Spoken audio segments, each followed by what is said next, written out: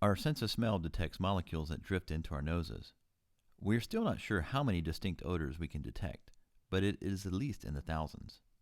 In fact, most of the flavors we think we're tasting are actually coming from our sense of smell. If you lose your sense of smell, your food will taste very bland. But how does our brain detect smell?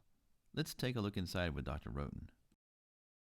Inside the nose, we see the nasal cavity, where odors are detected and translated into electrical signals that are transmitted to the brain. When air enters the nose, it is warmed and moisturized by the sinuses and the turbinates of the nasal cavity. The olfactory sensors are located in the top of the nasal cavity. They respond to thousands of distinct odors and send their signals to the olfactory bulb and tract, which are located just above the nasal cavity. We are now looking inside the head at the olfactory tracts from the front, and we can see them spanning from the part of the skull just above the nasal cavity back to the brain.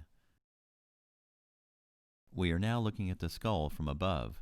There is a groove in the base of the skull above the nasal cavity so that the tiny nerves coming from the nose can be received into the olfactory bulb, which then forwards the signals through the olfactory tract to the brain.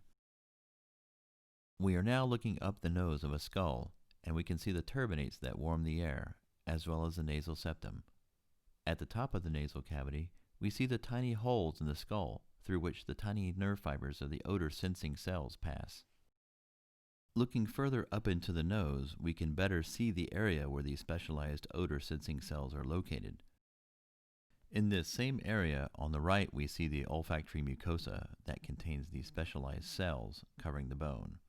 On the left, the mucosa and the bone have been removed to show the olfactory bulb, to which the tiny olfactory nerves connect after they pass through the bone. The signals are then transmitted towards the brain in the olfactory tract. Looking at the brain from below, the olfactory tracts course along the frontal lobes, then pass over the optic nerves, before finally entering the brain. Here is another view from below. The olfactory bulbs send electrical impulses representing odors into the olfactory tracts.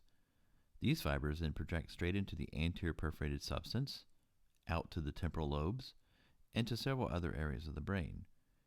Interestingly, seizures arising from the temporal lobe, particularly the area facing inwards called the uncus, often begin with olfactory hallucinations. Brain tumors in this area may also cause a sensation of unpleasant odors. We hope that this tour of the olfactory system with Dr. Roten has increased your knowledge of the sense of smell.